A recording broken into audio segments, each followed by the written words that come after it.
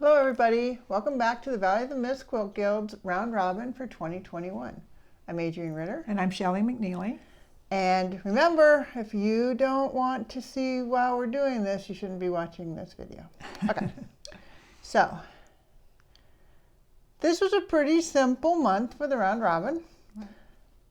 We wanted you to make the block of the month block, and those instructions are on the Valley of the Mist Quilt Guild's website. Make the block almost all the way for the May block, and this is the May block for the block of the month. But we don't want you to sew the 4 blocks together. We want you to keep those as separate 6.5 inch blocks. Right.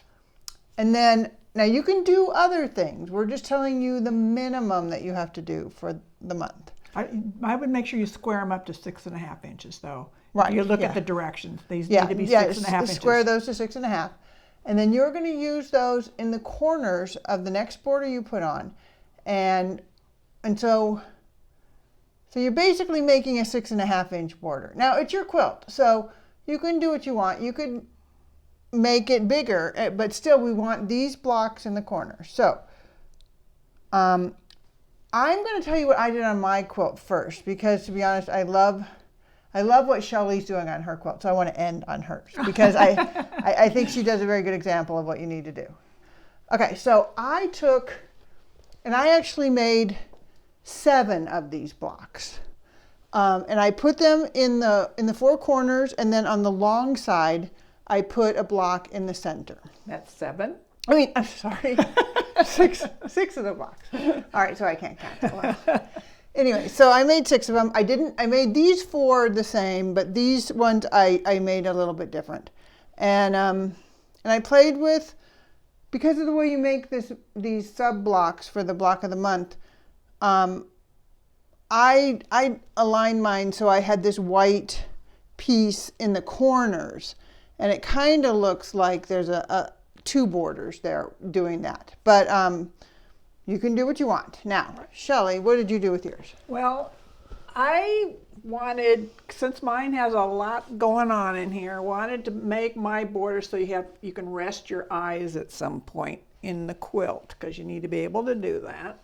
And so I decided to make mine pretty plain, but with a smaller border before that one. So this was what, about 4.5 inches, and this is about 2 inches, and then when you sew them together, it gets a little smaller. But something to make it 6.5. Right. But I guess I lost an inch in there. Yeah.